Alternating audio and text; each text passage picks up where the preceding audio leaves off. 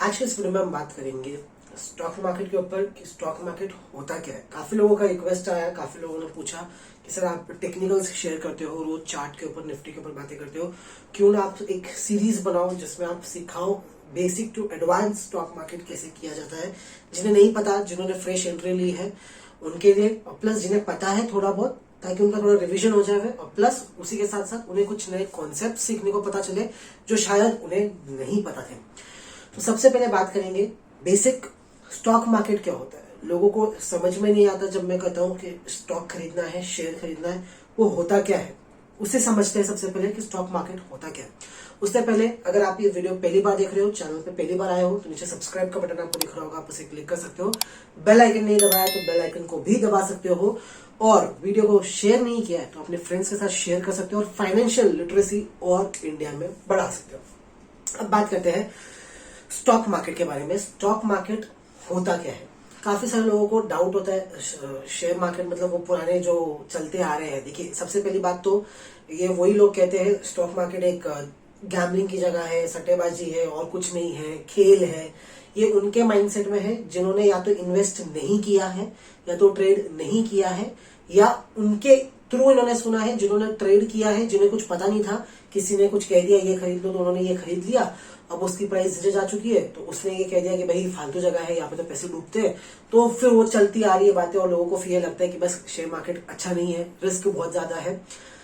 Business अगर आप करते हो, जॉब अगर आप करते हो तो आप रिस्क नहीं लेते हो। जॉब करते हो तो जॉब की सिक्योरिटी कौन देता है। अगर आप एक गवर्नमेंट सेक्टर हो तो ठीक है, लेकिन अगर आप एक प्राइवेट कंपनी में जॉब करते हो तो वहां पे सिक्योरिटी क्या है कि आप अगले दिन जा रहे हो और आपको जॉब से निकाला नहीं जा सकता। बिजनेस अगर आप करते हो तो उसमें गारंटी क्या है कि इस महीने आपका प्रॉफिट बहुत अच्छा होने वाला है, इस महीने आपका बिजनेस बहुत अच्छा चल जाने वाला है। तो हर एक चीज में रिस्क है, लाइफ में भी रिस्क है। रास्ते पे चल रहे हो, सामने से गाड़ी ठोक देगी, वो भी एक रिस्क है। तो रिस्क टू रिवॉर्ड अगर जो समझ गया इस खेल को, जो लोग कहते हैं, जबकि ये खेल नहीं है, ये एक एक्चुअल बिजनेस है, बहुत अच्छा बिजनेस है। अगर आप ढंग से करना चाहो, ढंग से इसको समझ के करना चाहो। हर एक कोई ये सोचता है कि बस किसी ने टिप दे दिया, सामने वाले ने कह दिया ये खरीद लो, उसने कह दिया वो खरीद लो तो वो खरीद लेते, उसने कह दिया ये बेच दो तो ये बेच देते। ऐसे काम नहीं चलता। कोई भी मतलब जन्म से तो ट्रेडर बन के आया नहीं है, इन्वेस्टर बन के आया नहीं है, तो थोड़ा टाइम आपको लगेगा, सीखना पड़ेगा पहले। सबसे पहले कि कॉन्सेप्ट्स क्या होते हैं। अगर आप कोई बिजनेस चलाते हो तो वो बिजनेस के भी पहले आप सीखते हो, समझते हो कि कैसे काम चलता है। एक साल पहले वो बिजनेस को टाइम देते हो।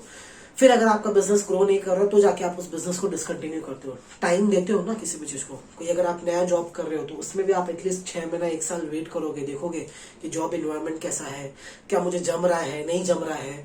फिर जाके अगर आपको चेंज करना है तो आप चेंज कर दो। तो वैसे ही इसमें है, आपको टाइम देना पड़ेगा, समझना पड़ेगा। रातों रात पैसा नहीं बनता है, यहाँ पर भी पैसा हवा में नहीं आता है। एक हाथ से दूसरे हाथ में पैसा रोटेट होता रहता है। ट्रेडर, एज ए ट्रेडर की अगर मैं बात करूं, और एज एन इन्वेस्टमेंट आपको करना है तो बेस्ट जगह है यहाँ पर वेल्थ क्रिएट करने की, वेल्थ जनरेशन करने की, और प्लस एक पैसिव इनकम।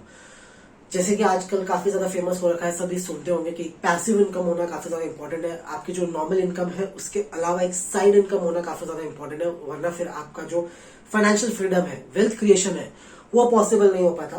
तो उसी के लिए स्टॉक मार्केट है। अब बात करते हैं, 3 मिनट हो गया, 3 मिनट तक पहले आपको समझाना पड़ा कि कैसे काम होता है। अब बात करेंगे कि स्टॉक मार्केट होता क्या है। फॉर एग्जाम्पल की अगर मैं बात करूं, आपका कोई बिजनेस है या अगर आपका कोई जॉब है। अगर आपका कोई बिजनेस है या आप किसी कंपनी के अंदर एक जॉब कर रहे हो, तो कंपनी वाला का जो हेड है, जो बॉस है, जो सीईओ है कंपनी का, वो उसके लिए बिजनेस है, वो उसके लिए जॉब नहीं है, वो उसके लिए बिजनेस है। आपके लिए जॉब है क्योंकि आप उस कंपनी में काम कर रहे हो एज एन एम्प्लॉयर। तो अगर मैं बात करूं तो फॉर एग्जाम्पल आपका बिजनेस है एक, अब आपका बिजनेस अच्छा खासा चल रहा है, आपको फंडिंग चाहिए, आपको आपके बिजनेस को ग्रो करने के लिए चाहिए। आपको चाहिए कि अब मेरा फॉर एग्जांपल मेरा टर्नओवर 1 करोड़ रुपए का है, मुझे चाहिए कि मेरे को मेरा बिजनेस अच्छा करना है, ग्रोथ अपॉर्चुनिटी दिख रही है मार्केट में। मेरे जो सेगमेंट, जिस सेगमेंट में मैं काम करता हूँ वहां पे ग्रोथ काफी अच्छी है, तो मुझे मेरा बिजनेस को एक्सपैंड करना है। तो मैं क्या करूंगा, या तो मैं बैंक से लोन लूंगा, मेरे पास पहला ऑप्शन है, या तो मैं बैंक से लोन लूंगा, लोन लेकर मैं मेरे बिजनेस को ग्रो करूंगा, और बैंक को हर महीने जो भी उनका ईएमआई इंस्टॉलमेंट आएगा वो मैं देता रहूंगा, और ये काम चलता रहेगा। लेकिन मुझे चाहिए कि नहीं, रिस्क थोड़ा कम करूं मैं मेरे बिजनेस के अंदर। अभी तक क्या हो रहा था, अगर मैं लोन लूंगा तो पूरा रिस्क मेरे पे आ जाएगा, मेरे पे, मेरे फैमिली पे। अगर मैं सिक्योर्ड लोन ले रहा हूं तो मेरे पे, मेरे फैमिली पे। कल को मेरे बिजनेस को कुछ हो गया तो वो जो पैसा है बैंक रिकवर करने के लिए मेरे एसेट्स बेचना शुरू कर देगी। तो वहां पे एक हल्का सा रिस्क आ जाता है कि भाई अब मैंने इतना बड़ा तो बिजनेस ग्रो कर दिया है, और बड़ा करना है, लेकिन जैसे जैसे बिजनेस बढ़ेगा वैसे वैसे अपॉर्चुनिटी आएगी, लेकिन वैसे वैसे फिर आपका रिस्क भी बढ़ेगा।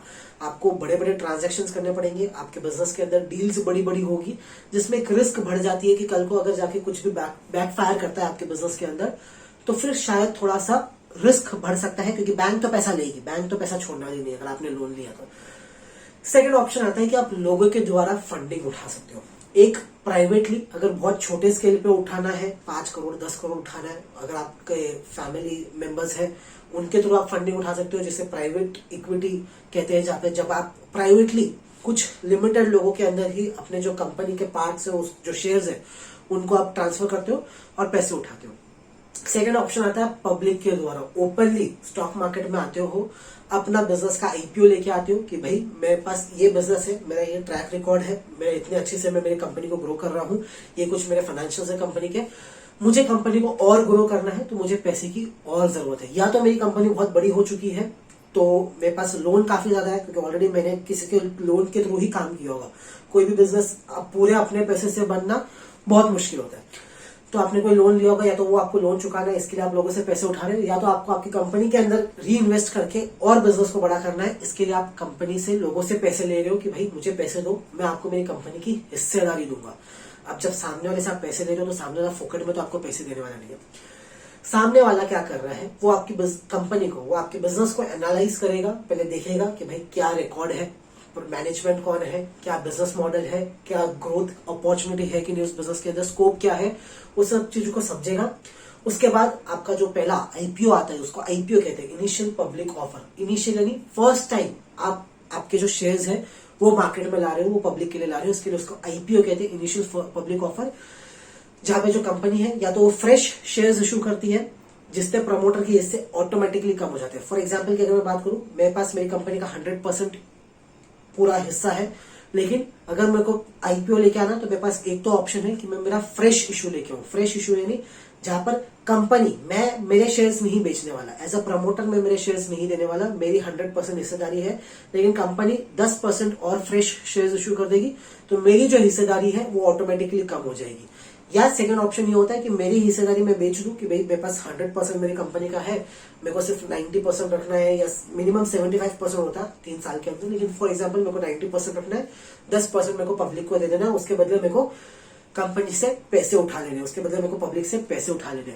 अब उसका वैल्यूएशन निकलता है, कंपनी का वैल्यूएशन निकलता है, आपने बिजनेस कब स्टार्ट किया था, कितना पैसा लगाया था, अब करंट अगर उस बिजनेस को स्टार्ट करना है तो कितना फंडिंग की जरूरत होगी, कितने पैसे की जरूरत होगी, ग्रोथ क्या निकल के आ रही है, आगे ग्रोथ अपॉर्चुनिटी क्या है, तो उस हिसाब से आपका कंपनी का वैल्यूएशन निकलेगा और फिर वो कंपनी स्टॉक मार्केट में लिस्ट होगी और लोगों को उसके शेयर्स मिलेंगे और कंपनी को उसके बदले पैसे मिलेंगे।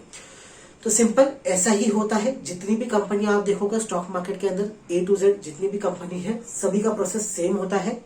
या तो उन्हें पैसे की जरूरत होती है, या वो बिजनेस बहुत एक्सपैंड हो चुका होता है, तो प्रमोटर्स रिस्क कम करना चाहते हैं, रिस्क डिवाइड कर देना चाहते हैं कि कल को अगर मेरी कंपनी में कुछ भी गड़बड़ होती है तो पूरा का पूरा रिस्क मेरे पे नहीं रहेगा, थोड़ा पब्लिक में भी बढ़ जाएगा। वो फ्रैंकली ओपनली कोई नहीं बोलेगा, कोई भी बिजनेस मॉडल, कोई भी जो प्रमोटर है कंपनी का, वो ये नहीं बोलेगा कि मेरे को मेरा रिस्क कम करना है, इसके लिए मैं स्टॉक मार्केट पे लिस्ट हो रहा हूँ। लेकिन एक फंडा वो भी होता है कि रिस्क को डिवाइड कर दो, क्योंकि बिजनेस बहुत बड़ा हो चुका है, हैंडल कर पाना मुश्किल होता है कई बार, क्योंकि रिस्क बहुत ज्यादा हो जाती है, तो थोड़ा सा रिस्क डिवाइड हो जाता है और सेम ही पर्पस पे आपको पैसे भी मिल जाते हैं, जिससे आप कंपनी को और ग्रोथ कर सकते हो और ये पैसे आपको वापस रिटर्न करने नहीं होते। एज अ प्रमोटर जो कंपनी का मालिक है उसे वो पैसे रिटर्न नहीं करने, कंपनी को पैसे रिटर्न नहीं करने, क्योंकि कंपनी ने उसके बदले शेयर दे दिया है। अब जितना भी प्रॉफिट होगा उसके हिसाब से शेयर की वैल्यू बढ़ती जाएगी, या अगर कंपनी को लॉस होता है तो उसके हिसाब से शेयर की वैल्यू घटती चली जाएगी।